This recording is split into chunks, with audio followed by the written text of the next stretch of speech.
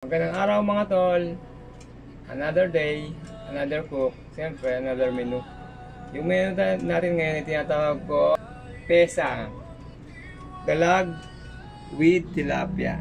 Pala sa kay tatay sabihan ko, nagbigay siya ng kasi medyo malapit kami sa ilog.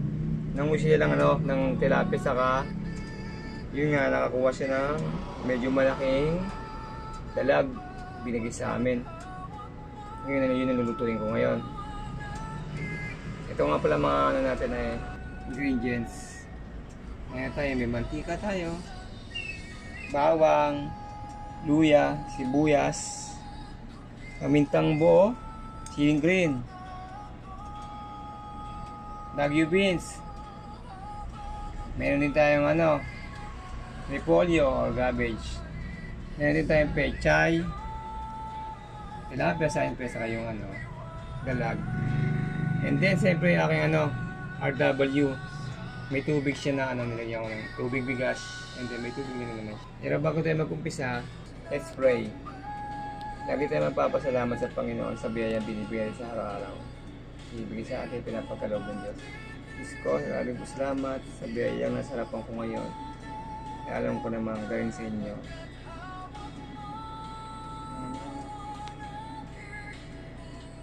Isa tayo. Game. Lagyan tayo ng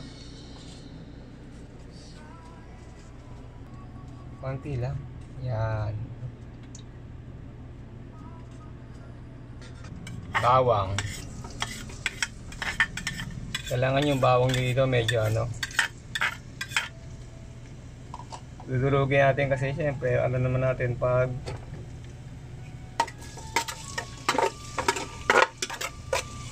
medyo malansa tayo. Pag isda medyo malansa yan, kaya yung kailangan yung bawang niya durug na durug. Yan ang technique ko dyan, durug na durug siya. Depende kayo sa lulutuin mo yung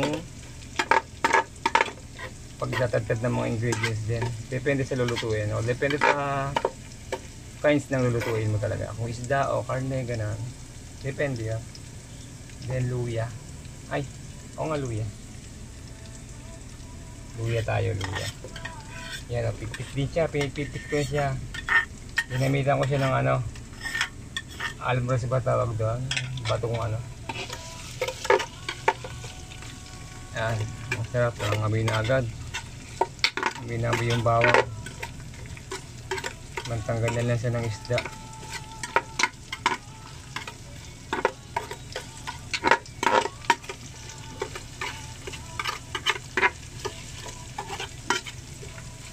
Sibuyas.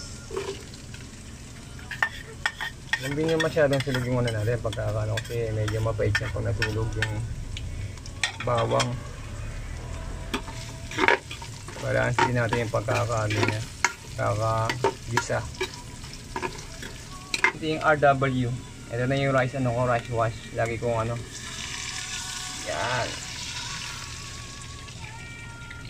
Konti muna kasi paglagyan natin ng isda pa hindi siya madurog. Sabi ito, dalag. Kaya na sariwang-sariwa to, yung binigay sa amin. Galing sa ilog.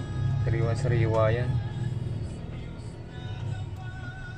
Pinito ko na rin siya kanina bago para hindi siya madurog mamaya pag pag niluto mo siya, hindi siya madudurog. Pero depende kung gusto nyo prito o hindi, nasa inyo yon. Pero ako talaga pag nagaganito, piniprito ko. Pwede natin pagsabayin to yung RW sa yung natin, konting tawag dito, patis. Yan Yun.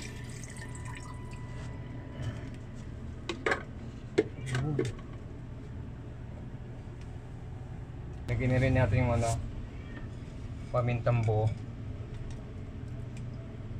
Mamaya naman yung gulay. Pagka napapaano natin yan, papakuloy natin. Tingnan nyo kung okay na siya yung pagkakuloy niya bago lagyan natin yung gulay.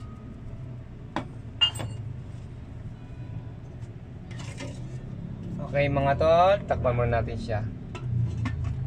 Just wait for a while. Okay natin to mga tol, okay na to. Yun, kulong-kulo na siya Then, lagyan natin itong mga gulay natin.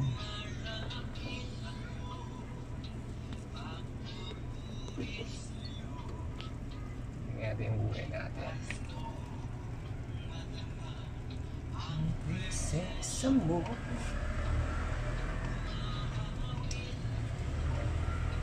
Folio. Yung una, ano yun? Baguio beans. Folio.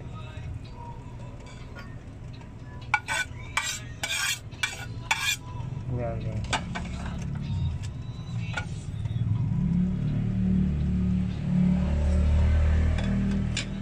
Tignan nyo lang mamaya, pag alam nyo na malambot yung mga gulay, okay na yun.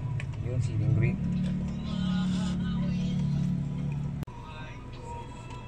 Ating pechay.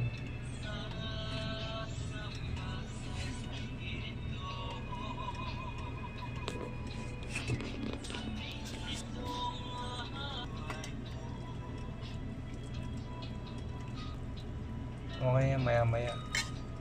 Ready to eat na yan maya-maya. Sarap ng pagkakasot niya. Takpo natin ulit. Tingnan natin mamaya pag okay na yung gulay niya.